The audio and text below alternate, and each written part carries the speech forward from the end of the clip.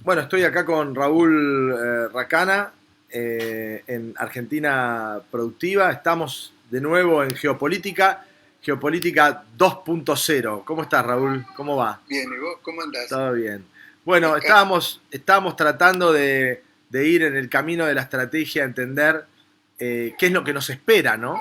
Eh, te doy ahí la palabra para que podamos continuar estas charlas que tenemos de qué nos espera, cómo se trabaja sobre la mente del elector. En este caso estamos ya al borde de la elección para poder conseguir que el elector crea que hace lo que, lo que quiere o lo que cree que quiere, y en el fondo son conceptos implantados, ¿no?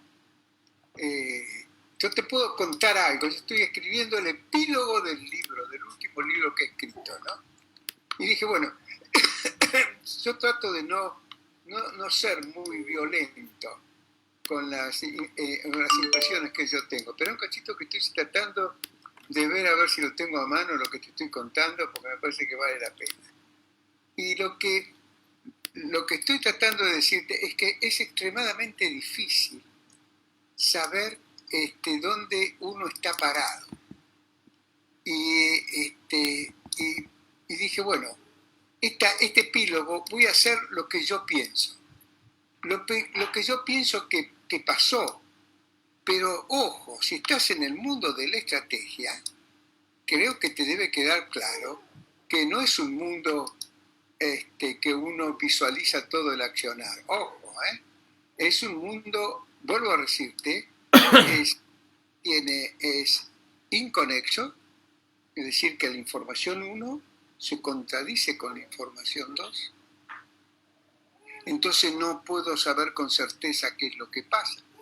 Por eso cuando Hilda Molina dice Fidel Castro no tiene un edificio para trabajar, tiene una ciudad completa. Está diciendo la dificultad que eso representa. Cuando uno empieza a hablar de la Argentina, dice, bueno, vamos a ver qué es irracional que está manejando la gente. Tenés una nena. Sí, está. Forma parte, Raúl, forma parte Del sketch, sí. del Entonces, sketch. Sí. ¿qué es lo que yo busco? Primero, busco las palabras irracionales, que sean transformadas en verdades irrebatibles. Porque en realidad, si bien todos sabemos lo que es la cultura psicológica, no sabemos cómo se penetra esa cultura. Entonces yo siempre me paro y miro al pueblo alemán haber matado como mató, torturó y persiguió al pueblo judío en una dimensión de difícil comprensión en cuanto a la razón y en cuanto a la finalidad. Entonces digo, ¿cómo instalaron esto en la cabeza de un pueblo tan culto e inteligente?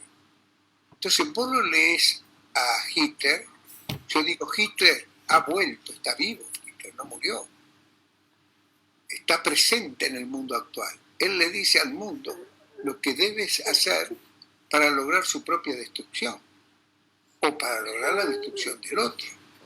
Entonces yo veo, empiezo a decir, bueno, ¿qué es lo que pasó en la Argentina? ¿Qué cosas te dicen a vos que son verdades y qué cosas son mentiras? Quizás lo que más te va a llamar la atención, mira qué lindo que es, te va a llamar la atención es que yo te voy a hablar de los temas militares, porque es lo que me llegó más cerca. Pero si nos ponemos a razonar sobre ese tema, vas a ver razonamientos muy absurdos, muy absurdos. Por ejemplo, un razonamiento absurdo es privilegiar la democracia por encima de la libertad. La democracia es un medio, no es un fin. ¿Sabes La que, libertad es un fin. sabes que yo leía el fin de semana, de nuevo releía La rebelión de Atlas, ¿no? Y hay un párrafo de John Galt que me encanta, que dice que la humanidad a lo largo de la historia ha sacrificado la justicia por la misericordia, la independencia por la unidad, la razón por la fe, la lógica por la subjetividad, el individuo por el colectivo, la riqueza por la necesidad y el ego por la negación de uno mismo. Este prócer, John Gad, que es el héroe de Ayn Rand en La Rebelión de Atlas, que crea esta ciudad utópica que intenta conseguir la libertad, que ese pueblo tan parecido al argentino, que recrea este libro La Rebelión de Atlas, ¿no? Está buenísimo lo que decía. El problema es este. ¿Cómo hago yo? Por eso cuando Nietzsche dice, Dios ha muerto. Murió. Entonces todo el mundo dice, no, Dios ha muerto, es un hijo de puta, dice que Dios ha muerto. No, él no dijo que Dios ha muerto. Él dijo, Dios ha muerto. Con esto quiso decir que los valores y las ideas centrales que hicieron el mundo occidental y cristiano murieron. Y por lo tanto, Dios ha muerto. La segunda fase dice la transvaloración. Y entonces vino la transvaloración. La valoración es la creación de los nuevos valores con los que vamos a movernos. Y un poco lo que vos dijiste. Empezaste, eso lo voy a leer después con detalle. Están buenísimos. Entonces, ese conjunto de nuevos valores crea un mundo diferente. Y aparece el superhombre. El hombre que es capaz de imponer los nuevos valores. Que finalmente, dice, lo pone la voluntad del poder. Porque el poder es indefectiblemente el dueño de la verdad. Porque la verdad la tiene el que tiene el poder. Y a partir de ahí empieza a construirse todo. Entonces uno empieza a mirar, bueno, ¿qué tiene de contradictorio la Argentina? Como para haber llegado a esto. Lo primero y fundamental. ¿Se fue? Un minutito. ¿Sí?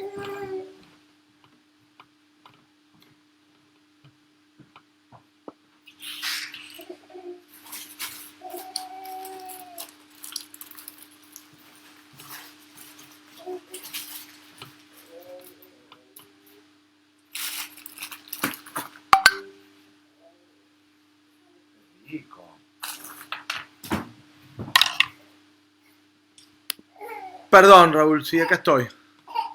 Sí, no te veo, pero... No, me parece muy interesante, ¿no? Este camino, pero tengo acá a mi socia que está haciendo quilombo. Espera un segundito, ¿eh?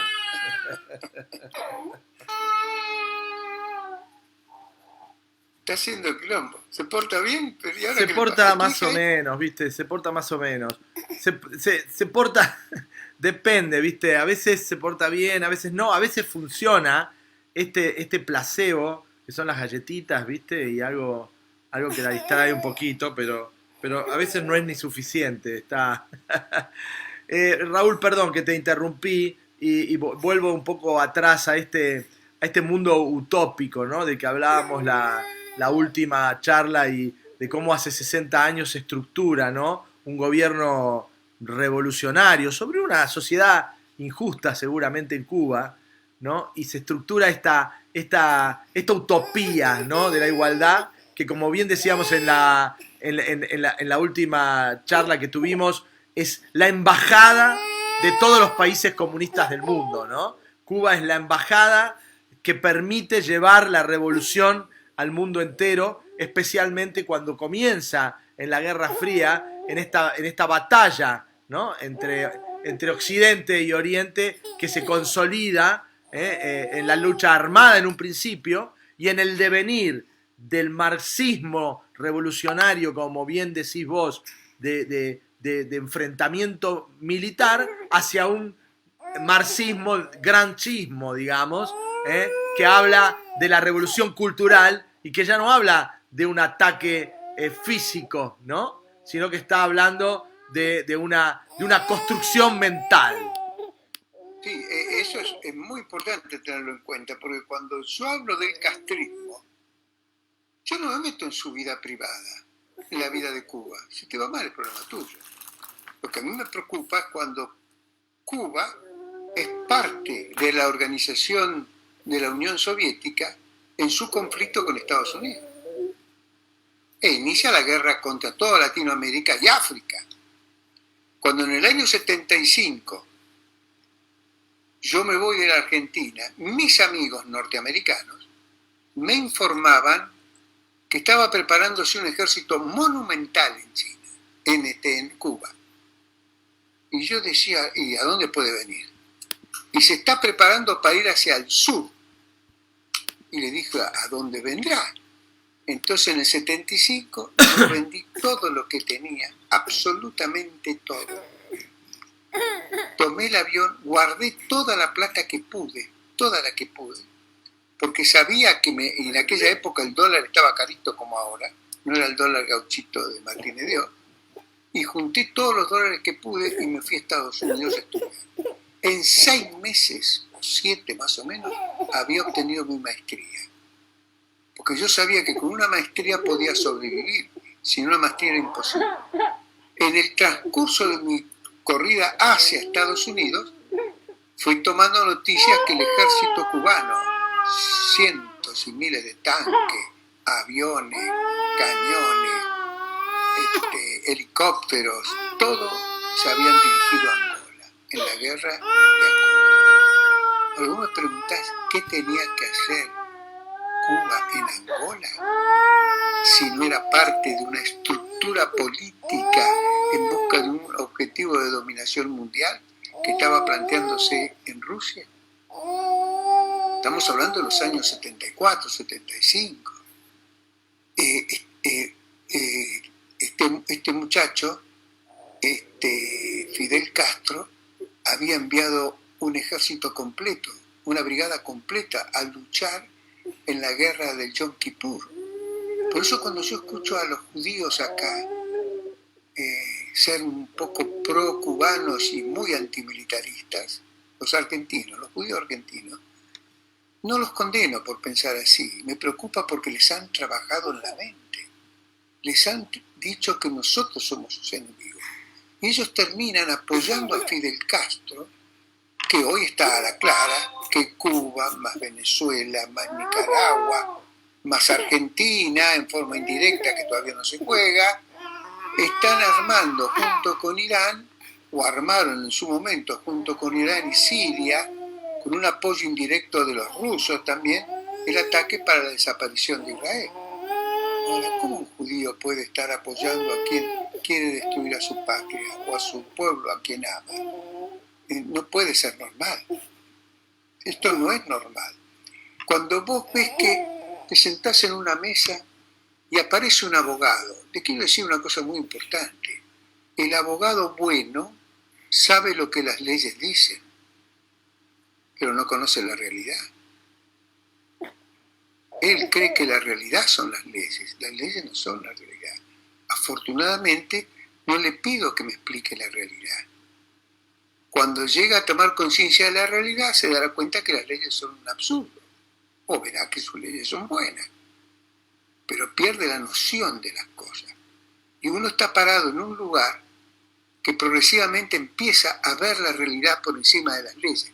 Entonces vos ibas a una reunión y te explicaban cómo yo tenía que haber combatido al terrorismo. Vos tenías que agarrarlo al terrorista, juzgarlo, y si lo encontrabas culpable, lo tenías que fusilar. Fantástico. Nunca vi una boludez más grande en mi vida. Porque esto es un tema que se usará en la vida civil. Yo te diría algo así. La guerra tiene un ambiente diferente y una finalidad diferente. La guerra no es matar al otro. La guerra es quebrarle la voluntad al otro.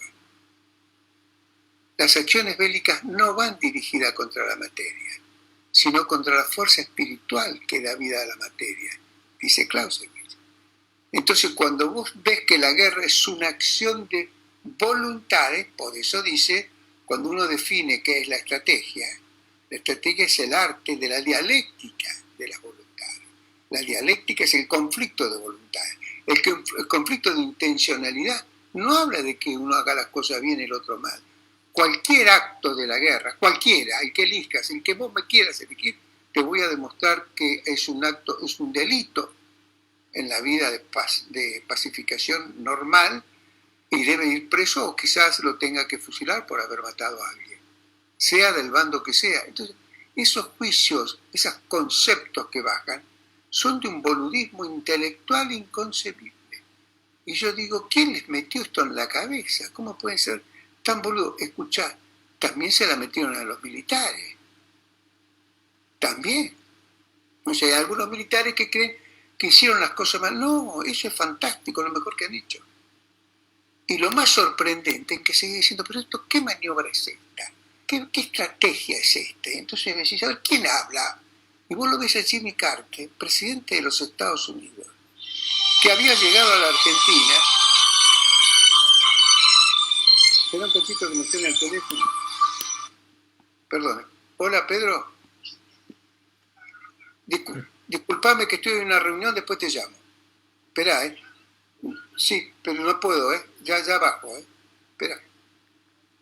Entonces, Es reality, ¿no? Nuestros programas son realities completos, ¿no? Yo estoy con Esmer acá que se despertó, ahora se tranquilizó, vos con tu amigo que te espera abajo. De la oficina, que tengo una discusión con la FIT. Bueno, entonces cuando uno ve ese razonamiento, dice, ¿pero quién le metió esto en la cabeza a estos muchachos?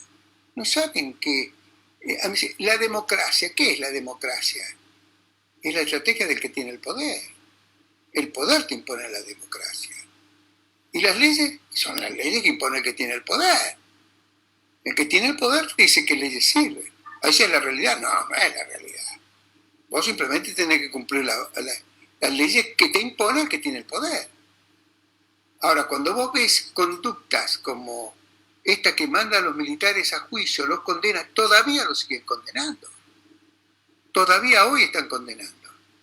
Raúl, cuando esto se estructure, quizá es posible, yo no creo probable, se estructure en una posible caída del gobierno de Cuba, en una salida que no puede ser democrática, ¿no? Porque constitucionalmente Cuba no puede abrir unas elecciones, es otra cosa, es otro país.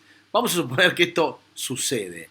¿El mundo no se queda sin rival? ¿El mundo occidental no pierde un enemigo elegido de alguna manera que construye presupuesto para el gobierno americano, presupuesto para el gobierno europeo, para la lucha antiterrorista? O sea, ¿qué pasa con el enemigo? ¿Hay que elegir un nuevo enemigo? Y yo tengo una hipótesis. ¿El nuevo enemigo será el que está creando monedas virtuales, anárquicas, blockchain, criptomonedas? ¿Ese será el futuro enemigo? Porque eso sí que es un golpe al capitalismo, al control de la libertad del capitalismo. Dijimos, Dios ha muerto. Nuevos valores. El superhombre lo impone. Y la voluntad de poder es el que construye la verdad.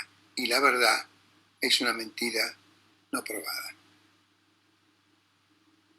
Entonces, cuando ves esa definición que lo da Nietzsche, te estás encontrando que estamos construyendo un mundo.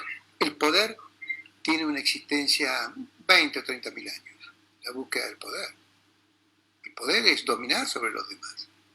Hay poderes que utilizan metodologías interesantes que le permiten sobrevivir muchos años su poder. Y hay otros que son nefastas y caen por su ambición ilimitada. A mí no me importa lo que pase con Cuba. No me importa es lo que Cuba está haciendo con nosotros. No me preocupa lo que Soros está haciendo con nosotros. Me preocupa lo que Jimmy Carter ha hecho con nosotros. Vos mirá, por ejemplo, cómo nos atacó Jimmy Carter. Pero no termines ahí. Jimmy Carter fue presidente de los Estados Unidos en los años 77 en adelante. Llegó el ejército de Estados Unidos en el 74, después de pelear en Vietnam durante 10, 15 años, y mató millones de personas en la forma más inmoral e inconcebible que te puedas imaginar. No había un solo militar norteamericano preso, pero sí se pasaba horas condenándonos a nosotros por los crímenes que habíamos cometido, y eran 7.000 los nuestros. Los de ellos son millones. ¿Por qué a los de ellos no se les cae y a mí sí? ¿O querés que te hable de Francia? Cuando los franceses hablan de la socialdemocracia, ¿por qué no se van un poco a otra parte del mundo? ¿O te crees que yo me olvido de la frase de Mitterrand cuando dijo al pueblo francés antes de morir: quiero recordarles al pueblo francés que nosotros estamos y seguiremos estando en guerra contra Estados Unidos? Y esto no va a acabar pronto. Esto lo presenta Mitterrand. Entonces decir, pero ¿cómo es la historia? ¿Dónde estoy parado? Bueno, cuando vos veas una palabra o un concepto dando vuelta que es absurdo y fuera de todo contenido, alguien te está tratando de destruir. Porque los juicios a los militares no fue contra los militares, fue contra el ejército, para destruir el ejército. Ahí estaba Jimmy Carter, estaban los franceses, la reina de Holanda, que no le permitió a la Zorraguieta entrar acompañada por su padre, porque su padre había sido miembro de un gobierno de asesinos. Ella habla de asesinos, cuando todos sus ancestros fueron asesinos, y ella también, si no le pegó en el poste. Todos tienen una cultura de matanzas en Indonesia y en cuanto la mire. O Italia, que me viene a hablar de derechos humanos, y parece que se olvidó lo que hicieron en Etiopía. Es una cosa de mucho, ¿viste? Como uno va viendo cómo. Y Francia ni hablar. Para colmo ahora Francia tiene el problema de Ruanda. No, dice el presidente francés, tenemos que rectificar algunos errores que hemos cometido. ¿Errores? Liquidaste el 70% de una civilización y le llamas errores. Tuviste 1 millón de matanzas y le llamas errores. ¿No tenés algún soldadito de los tuyos para condenar, como condenaste a los nuestros?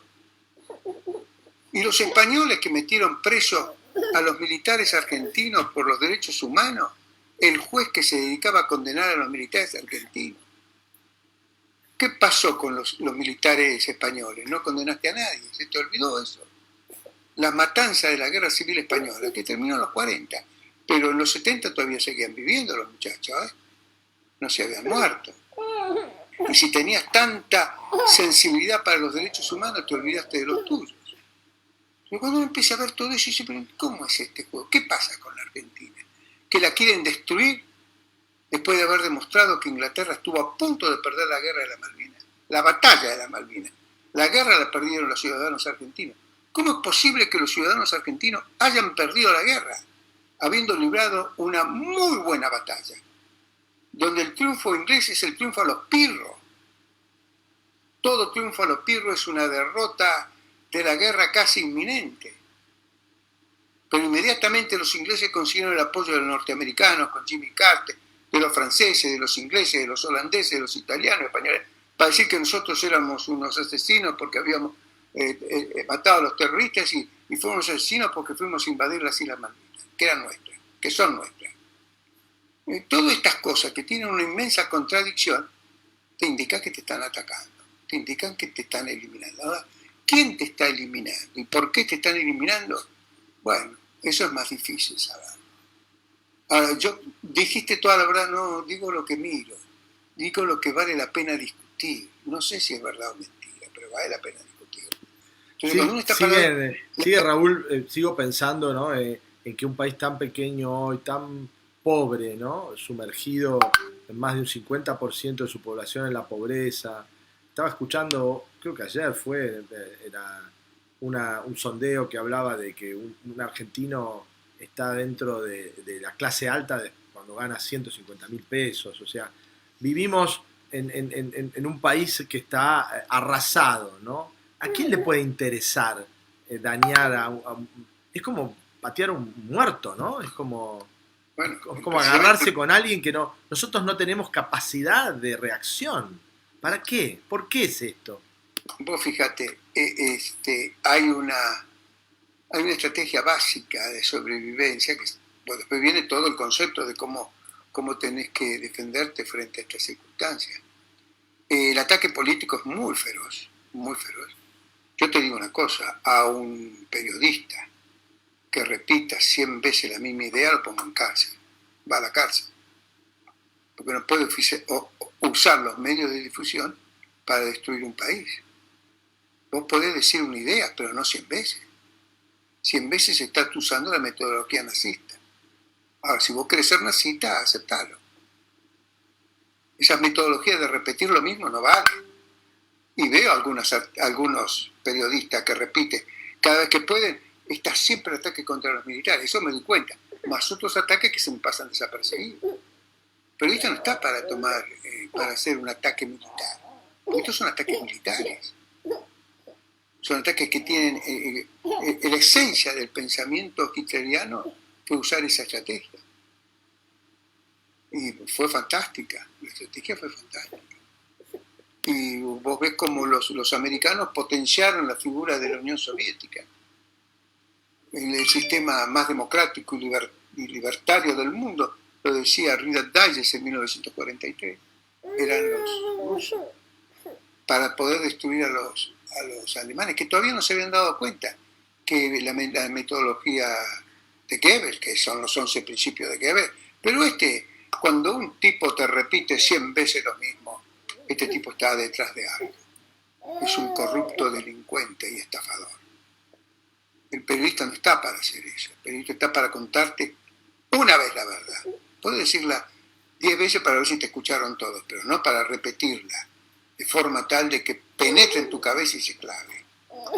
Y lo que penetraron en la cabeza es destruir las Fuerzas Armadas. Aunque uno lo crea, por ejemplo, uno de los primeros centros capturados fue el radicalismo. El radicalismo se transformó en una corriente absolutamente antirradical. Yo siempre digo que el primer antiperonista de la historia argentina, ¿sabés quién es? Perón. Rompió la ideología sustentatoria del movimiento. Como el radicalismo rompe su ideología, ya la rompe en la década del 30. Cuando va a la marcha del 19 de septiembre del 43, el radicalismo deja de ser radical en una proporción. Balbín no, Balbín sigue siendo radical y siempre seguirá siendo radical. Alfonsín dejó de ser radical. La construcción mental de ese radicalismo es absolutamente disperso. ¿Cómo va a ser ese show mediático internacional para decirle al mundo, nosotros tenemos el ejército más asesino de todos? Yo te los condeno en silencio si vos lo querés condenar, pero no voy a abrir al mundo. Abrió al mundo, nunca más, iban a todas partes, recibían premios y todo el mundo lo felicitaba por destruir su propio país. ¿Y a quién lo convenzo de esto? ¿Cómo hago para decirle, che, estamos equivocados? Yo fui asesor de Alfonsín, así que yo escuchaba los pasillos. Yo tuve la desgracia de estar con todos estos muchachos. Siempre estaba parado, yo estuve trabajando con él. Y lo escuché a Leopoldo Moró. ¿Cómo puede estar un tipo con esa corriente ideológica para donde estaba?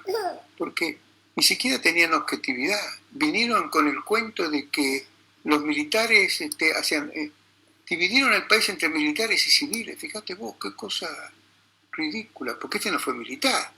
Yo sí aprendí. Los militares tienen ideología igual que los civiles. El radicalismo entra en el ejército en 1955 y nunca más. Hasta los años 1989-87, nunca apareció un general de corte peronista. Nunca. Está bien, yo no estoy condenando a nadie. Eran radicales, perfecto. Es decir, todo el pensamiento radical que no pertenecían al partido radical, pero tenían ese pensamiento, gobernó el país desde el 55 hasta el 90. Y el drama del radicalismo es que Perón le gana las elecciones del 46, no lo pueden creer.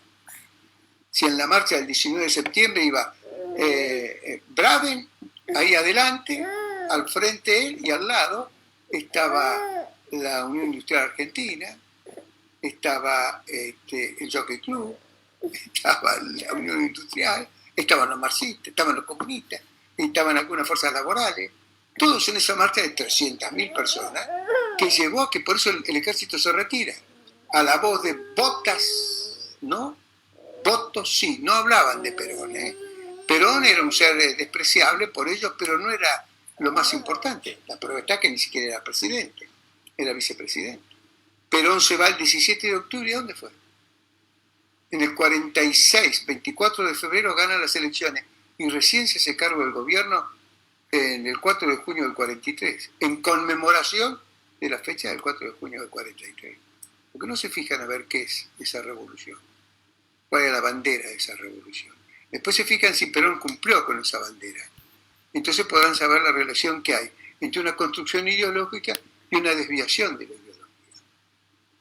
Porque una cosa es el Papa y otra cosa es creer que el Papa respeta todos los valores de la Iglesia Católica. Y entonces ahí viene la discusión. Y vos sabés, una cosa es ser peronista. ¿El peronismo cuál es? ¿Existe un peronista que no ame la libertad? No existe. No tiene ninguna posibilidad de existir. Me están llamando por todos lados. Raúl, muy interesante, muy interesante el programa. Sí, sí, con él habla.